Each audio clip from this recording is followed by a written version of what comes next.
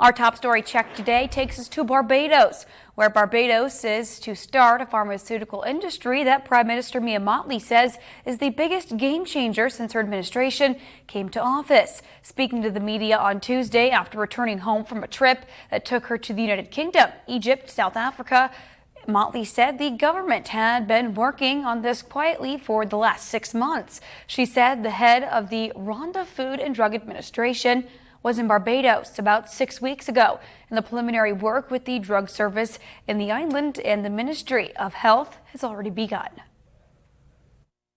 We have now to engage and to put the rest of the regulatory framework in place, and then once that happens, we then monitor and deal with the identification of the space for the pharmaceutical part. In fact, that will happen on a parallel track. Now, Prime Minister Mottley stressed that this was a major accomplishment for Barbados. I'm not sure if people understand how complex it is to establish the manufacturing of pharmaceuticals. First and foremost, the regulatory framework is extremely complex, and that is the first thing that we will be engaged in over the course of the next 9 to 12 months or so. This has been a major achievement for a small state like Barbados to be able to locate itself at the center of the Americas as a location for the development of a pharmaceutical industry. After the announcement and the joint communique, indeed it is fair to say that we've had a number of requests trying to find out more about it to fuel the private sector investment. We will create the regulatory framework for these things to happen. What is at stake is potentially at least 4,000 to 5,000 jobs in the next 4 to 5 years in Barbados. Well, meantime, it's the most common mental health concern facing Americans. Millions suffer from anxiety in the United States. While medication and therapy can help, those options may not be right for everyone. So our One Caribbean News' Emily Matson has more on some new research which suggests there may be another option which would be equally as effective.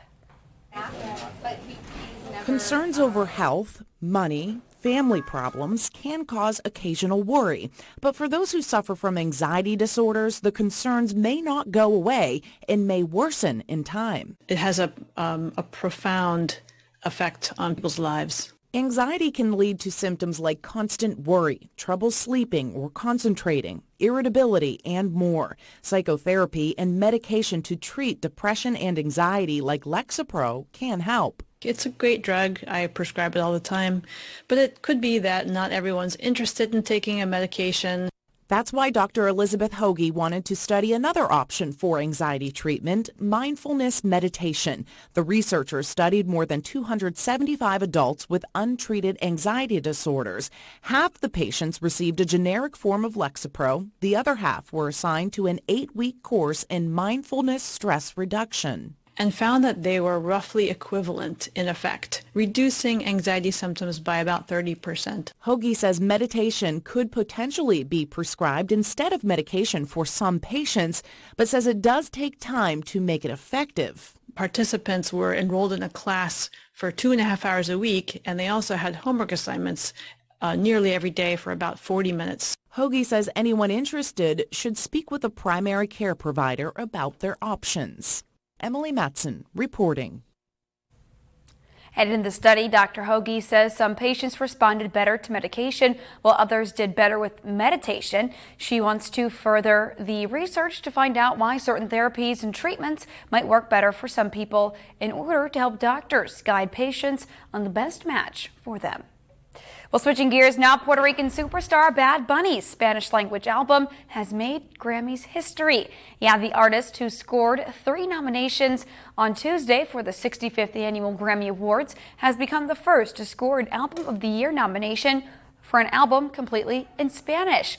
Un Verano Sin Ti, which translates to A Summer Without You, is also the first album to receive an Album of the Year nomination at both the Grammys and Latin Grammys, the latter of which will be held on Thursday. In addition to his Album of the Year nod, Bad Bunny scored nominations in the Best Pop Solo Performance category. The Puerto Rican artist has previously been nominated for 6 Grammys and won 2 of them. Well, meantime, an agreement has been reached between the U.S. Virgin Islands and the British Virgin Islands for reciprocal management of the charter industry. After months of discussions and negotiations between the U.S. Virgin Islands and British Virgin Islands governments, Governor Albert Bryan Jr. announced BVI Premier Natalia Wheatley has agreed to a reciprocal regulatory program regarding charter boating in the U.S. Virgin Islands and British Virgin Islands waters. The newly adopted system will permit BVI vessels to enter the USVI cruising waters, docks, and marinas after proper check-in. Likewise, the BVI will be permitting USVI-based and licensed vessels to use BVI territorial waters for day charters and term charters, also after proper check-in and licensing. Governor Albert Bryan Jr. says this reciprocal relationship restores friendly boating and use of each territory's picturesque waters, reciprocal arrangements for entry of water taxis and charter boats to pick up and drop off passengers in USVI and BVI waters, and docks is also in process. Here's more on the agreement from Premier Wheatley. We are now in the tourism season, and we recognize the importance of our marine industry. It is important to note that we are currently formulating new policies and amendments to existing legislation that will recognize transient vessels, modify fees, and provide greater ease of access while ensuring that the economic value of locally based charter operations is protected. We are also happy to facilitate easier access for our USVI neighbors with whom we enjoy a strong relationship, and they in return have agreed in principle to reciprocal applications for BVI boats trading into the USVI. This is an important step considering potential recent escalation of requirements that could have crippled traffic on both sides. I come to you today with an important announcement in regard to our tourism sector.